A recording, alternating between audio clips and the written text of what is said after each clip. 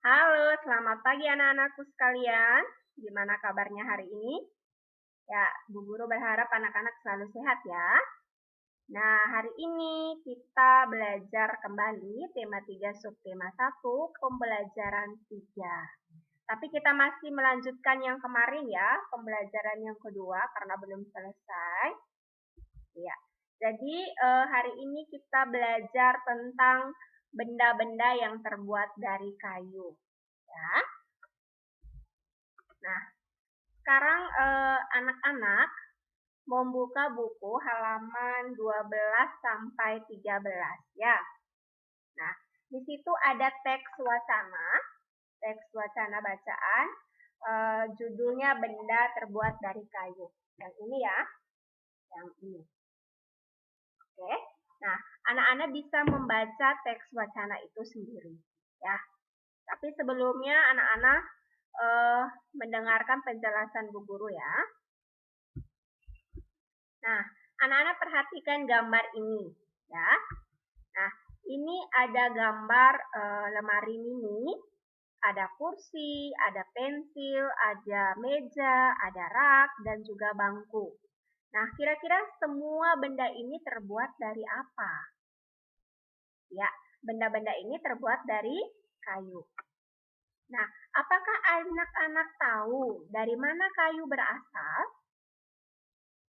Iya. Nah, perhatikan gambar ini. Ini adalah pohon ya. Ini adalah pohon. Nah, kayu itu berasal dari pohon. Ya. Nah, pohon-pohon ini akan ditebang, ya, akan ditebang, lalu diolah menjadi berbagai macam benda melalui proses yang panjang. Ya. Oke. Jadi, pertama pohon itu akan ditebang terlebih dahulu, baru diolah menjadi berbagai macam benda melalui proses yang panjang. Nah, selanjutnya, batang pohon yang telah ditebang itu disebut kayu gelondongan atau log. Nah, ini dia kayu gelondongan. Ya, ini namanya kayu gelondongan. Ya. Kemudian, kayu gelondongan ini akan dikirim ke pusat pabrik atau pengrajinan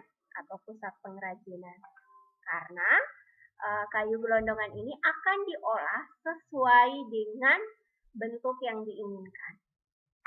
Ya. Nah, pengiriman kayu gelondongan itu menggunakan angkutan khusus ya. Jadi tidak bisa dikirim menggunakan sepeda motor atau bis angkot, itu nggak bisa. Dia menggunakan angkutan khusus seperti truk melalui darat atau kapal melalui sungai. Nah, ini dia contohnya. Ini kayu gelondongan dimuat menggunakan truk ya. Ini melalui jalan darat. Kalau melalui sungai, dia diangkut dengan kapal. Nah, ini dia contohnya. Oke? Iya. Lalu, kayu gelondongan ini akan dipotong sesuai dengan keperluan. Ya. Nah, untuk menghindari dari jamur dan serangga, kayu gelondongan dijemur selama 2-4 minggu. Ya. Setelah itu, kayu siap diolah sesuai dengan keperluan. Oke? Nah, ini dia contoh benda yang terbuat dari kayu. Ya. Nah, ada meja dan kursi, ada asbak, ada patung, ada figura. Figura itu sama juga dengan bingkai foto. Ya. Figura sama artinya dengan bingkai foto. Lalu ini ada sendok.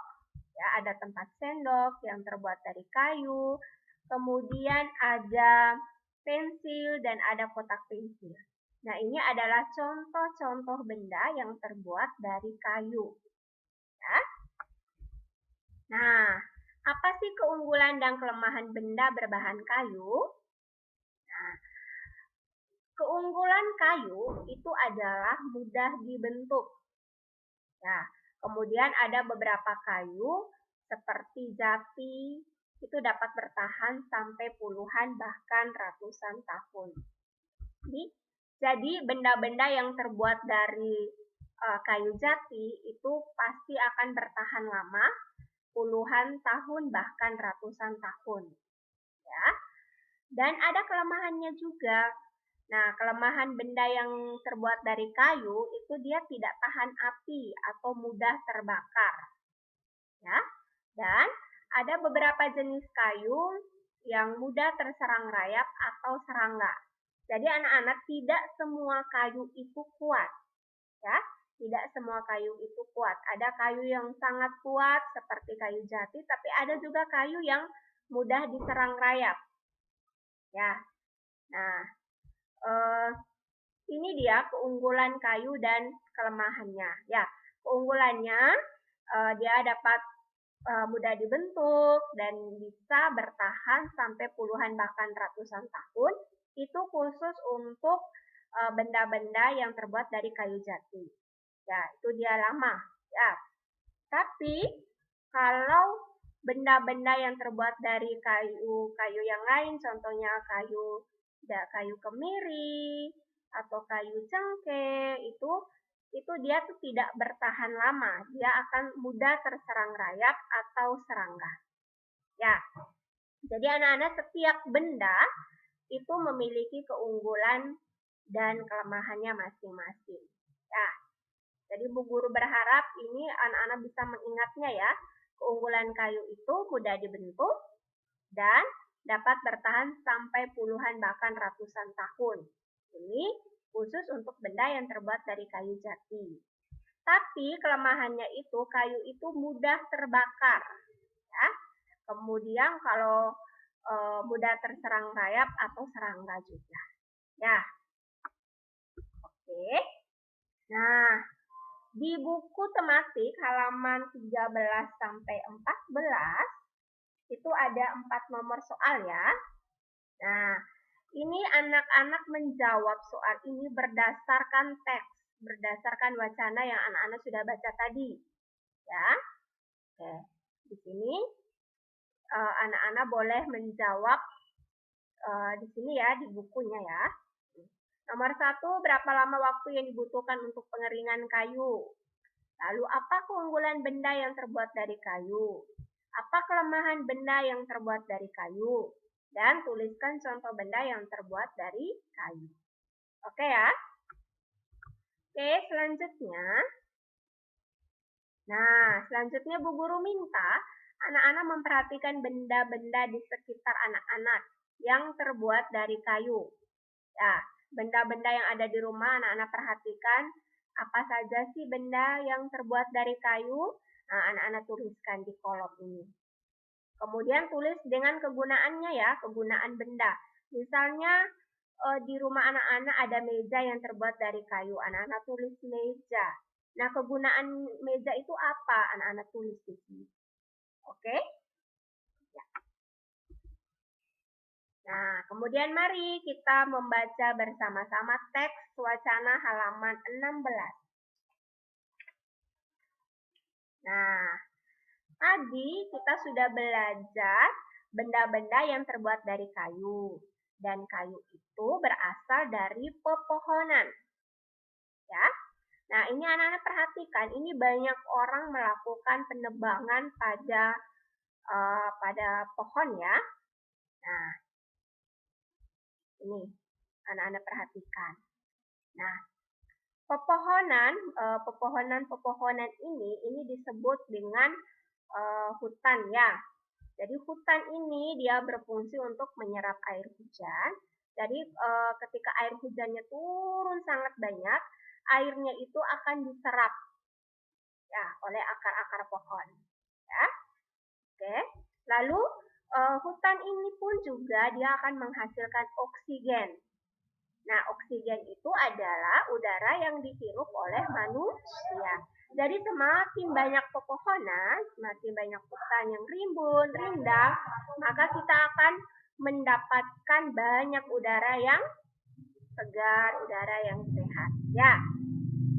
Nah, di sini ada beberapa orang, ada 3 orang ya, yang melakukan penebangan hutan. Nah, kalau hutan itu ditebang secara liar, itu maka akan menyebabkan hutan menjadi gundul. Ya, penebangan liar itu maksudnya menebang pohon dalam jumlah yang sangat besar. Dalam jumlah yang sangat besar tanpa menanam kembali pepohonan. Nah, itu yang dikatakan sebagai penebangan liar. Ya, ditebang secara besar-besaran. Nah, kalau ditebang secara besar-besaran, ditebang liar, maka hutannya akan gundul. Nah, kalau hutannya sudah gundul, akibatnya akan mudah terjadi tanah longsor dan akan mudah terjadi banjir.